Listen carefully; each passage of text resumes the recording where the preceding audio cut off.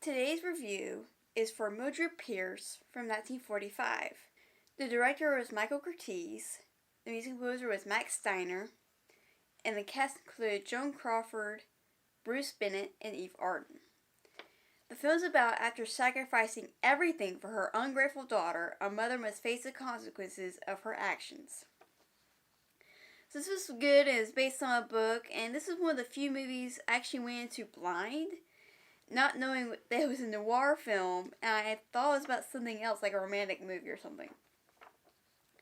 In 2011, there was a miniseries with Kate Winslet, and as filming this, I have not yet seen the miniseries.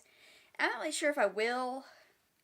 The film's release was deliberately held back until September of 1945 in the hopes that it would find a more sympathetic audience in a post-war atmosphere. So here are some spoilers. The film was made around the time Jack L. Warner asked the studio cinematographers and art directors to devise new means of cutting corners without losing any of the quality. Apparently there was a concern that too much detail was being used in the sets, which in turn took more time to light and thus slowed up the production.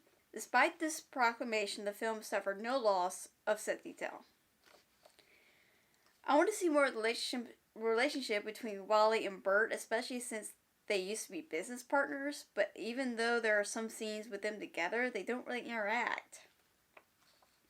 I want to see more of Kay, especially since she dies so quickly.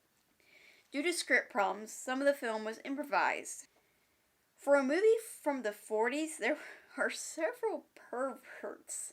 Like, every time Mildred has a man in her life, they seem to end up wanting to be with Veda, with the exception of Veda's father.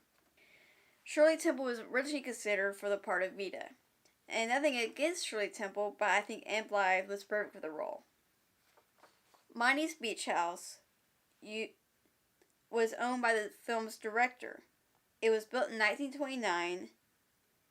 It collapsed into the ocean after a week of heavy storms in 1983. I know these cars were big at the time, but the car Mildred buys for Veda looks too big for her. And can Veda even drive? According to Anne Blythe, Joan Crawford instructed her to really slap her in the staircase scene.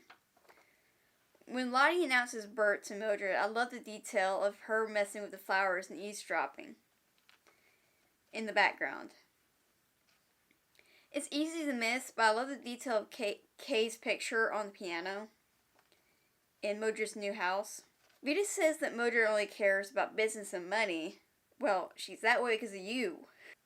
I didn't think about it until later, but you can tell who the killer really is at the beginning of the film. Veda has a flower in her hair when the police arrive. Why would she have a flower in her hair when she's in her pajamas? She had the exact flower at her party and when she and Monty were caught kissing. The film is supposed to take place over the course of 4 years, but it seems like more than that should pass. Most of the leading actresses shied away from the role because they didn't want to play the mother of a teenage daughter. Crawford had no such reservations, knowing it would be the part of a lifetime, so she campaigned vigorously to land it. Overall, I surprisingly enjoyed this film. Usually when I go in not knowing anything, I don't usually enjoy it that much. So what are your thoughts on the film? What is your favorite noir?